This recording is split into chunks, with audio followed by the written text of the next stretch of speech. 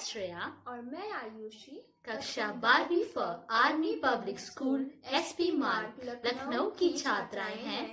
आज हम आप सभी के समक्ष कला संस्कृति परियोजना कार्य की प्रस्तुति करने जा रहे हैं। विषय सीबीएसई बोर्ड द्वारा गोस्वामी तुलसीदास दिया गया है। परिचय। तुलसीदास जयंती 27 जुलाई को मनाई जाती है। उन्होंने अपने जीवन काल में ऐसी राम भक्ति की जिसे संसार आज भी याद करता है। इतना ही नहीं, उन्होंने रामचरितमानस भी लिखा है जिसमें भगवान श्री राम के जीवन के बारे में सब कुछ लिखा है। तो चलिए जानते हैं तुलसीदास जी के जीवन का संपूर्ण परिचय। स्वामी तुलसीदास जी का नाम लेते ही भगवान श्री राम का स्वरूप सामने आ जाता है। स्वामी तुलसीदास जी ने ही रामचरितमानस की रचना की थी।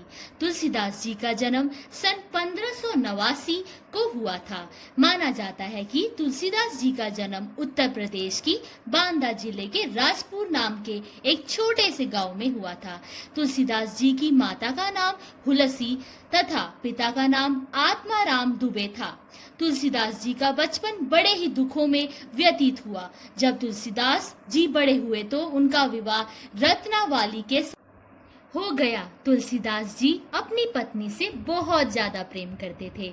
उन्होंने अपने इस प्रेम के कारण एक बार अपनी पत्नी से अपमानित भी होना पड़ा था, जिसके बारे में कहा जाता है कि लाज ना आई आपको, दैरो आएहु नाथ, असिथ चर्ममय देह यह, तासो ऐसी प्रतीता, नेकु जो होती राम से, तो काहे भवभीत बीता। अपने पत्नी की यह बात सुनकर तुलसीदास जी को बड़ा ही दुख हुआ, जिसके बाद उन्होंने प्रभु श्री राम के चरणों में ही अपने जीवन को व्यतीत कर दिया। तुलसीदास जी ने गुरु बाबा ननिहादास से किया दीक्षा प्राप्त की थी। इनके जीवन का ज्यादातर समय चित्रकूट, काशी और अयोध्या में ही व्यतीत हुआ था। स्थानों का भ्रमण किया था और लोगों को प्रभु श्री राम की महिमा के विषय में बताया था। अंत में इन्हीं मृत्यु सन 1623 में हुई। तुलसीदास जी के गुरु गोस्वामी तुलसीदास जी श्री संप्रदाय के आचार्य रामानंद की शिष्य परंपरा में थे। इन्होंने समय को देखते हुए लोक भाषा में रामायण लिखा। इसमें ब्याज से वर्णाश्रम धर्म, अवतारवाद, साकार उपासना, सगुणवाद, गौ ब्रह्मांड रक्षा, देवादि विविध योनियों का यथोचित सम्मान एवं प्राचीन संस्कृति और वेद मार्ग का मंडन और साथ ही उस समय के विधर्मी अत्याचारों और सामाजिक दोषों की एवं पथवाद की आलोचना की गई है।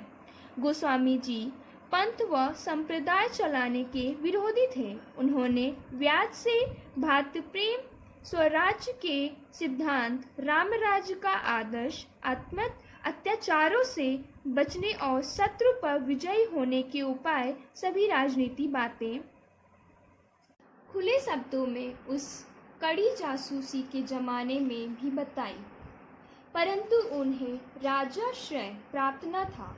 लोगों ने उनको समझा नहीं। रामचरितमानस का राजनीतिक उद्देश्य सिद्ध नहीं हो पाया, इसीलिए उन्होंने झुंझला कर कहा, रामायण अनुहरत सिख, जग भाई भारत रीति, तुलसी काटे को सुने, कली कुचाली पर प्रीति। उनकी यह अद्भुत पोथी इतनी लोकप्रिय है कि मूर्ख से लेकर महापंडित तक के हाथों में आदर से स्थान पाती है। उस समय की सारी शंकाओं को रामचरितमानस में उत्तर है।